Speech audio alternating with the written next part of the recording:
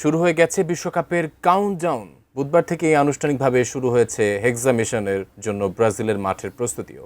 তবে সেলেসাও শিবিরে আনন্দের মাঝেই কিছুটা অস্বস্তি তারা করছে নেইমার জুনিয়রের কাফ ইনজুরি। নেইমারের চোটের সর্বশেষ পরিস্থিতি কি? আদৌ কি তিনি যেতে পারবেন যুক্তরাষ্ট্রে? বিস্তারিত জানাচ্ছেন বদিউজ্জামান মিলন।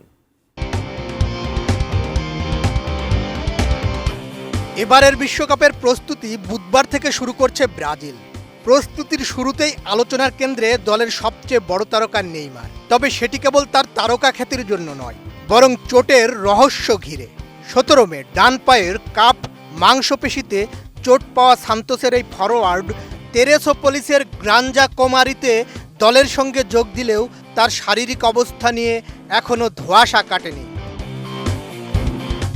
সান্তোসের ট্রেনিং সেন্টারে গত সপ্তাহে নেইমার কেবল ফিজিওথেরাপি নিয়েছেন। কোপা সুদামেরিকানায় দেপোর্তিভো কুয়েঙ্কার বিপক্ষে ম্যাচেও তাকে দলে রাখা হয়নি। সান্তোস আনুষ্ঠানিকভাবে এই চোটকে হালকা ফোলা বললেও ব্রাজিল ফুটবল কনফেডারেশন বিষয়টি নিয়ে বেশ সতর্ক। আমি বুঝি নির্মাণের শিল্প, সালাম স্টিল বোঝে ডিউরেবিলিটি। সালাম স্টিল, মোস্ট ডিউরেবল স্টিল। সান্তোসের চিকিৎসকেরা এর আগে জানিয়েছিলেন পুরোপুরি ফিট হয়েই জাতীয় দলের ক্যাম্পে যোগ দেবেন নেইমার। তবে ব্রাজিলিয়ান সংবাদ মাধ্যম ও গ্লোবো জানিয়েছে চোট কিছুটা গুরুতর, সেরে উঠতে 3 থেকে 4 সপ্তাহ সময় লাগতে পারে। ক্লিনিক্যাল পরীক্ষার পর তার চোটের প্রকৃত অবস্থা নিশ্চিত হতে পারবেন কোচিং স্টাফরা। চোট গুরুতর হলে রোববার মারাকানায় পানামার বিপক্ষে এবং 6 জুন যুক্তরাষ্ট্রে মিশরের বিপক্ষে শেষ প্রস্তুতি ম্যাচে নেইমারকে বিশ্রাম দেওয়া হতে পারে।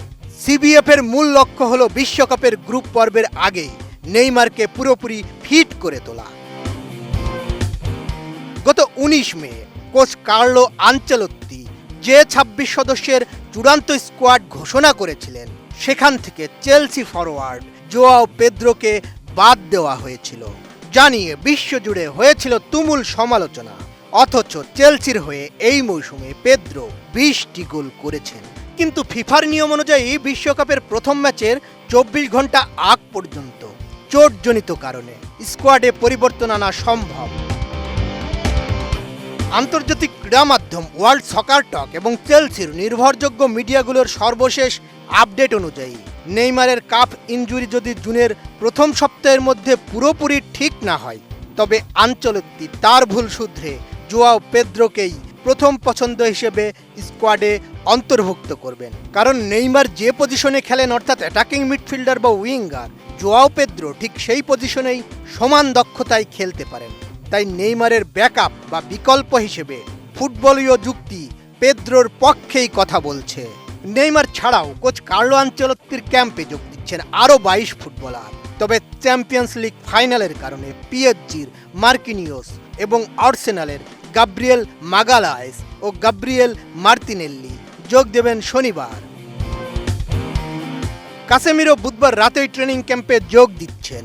গ্লোবাল স্পোর্টস মিডিয়া এবং ব্রাজিল শিবিরের বিশ্বস্ত সূত্র অনুযায়ী এবারের বিশ্বকাপ স্কোয়াডের প্রথম ফুটবলার হিসেবে সবার আগে ক্যাম্পে পা রাখছেন কাসেমিরো। এছাড়া রিয়াল মাদ্রিদ তারকা ভিনিসিয়াস জুনিয়র ক্লাবের কিছু জরুরি অফিসিয়াল কাজ ও বাড়তি ছুটির কারণে 1 জুন যুক্তরাষ্ট্রের মূল বেস ক্যাম্পে সরাসরি দলের সঙ্গে যোগ দেবেন। সব মিলিয়ে আগামী সপ্তাহে যুক্তরাষ্ট্রে প্রস্তুতির দ্বিতীয় ধাপে গিয়ে 26 জনের পূর্ণাঙ্গ স্কোয়াড পাবে ব্রাজিল। বদিউজ্জামান মিলন, এটিএন নিউজ।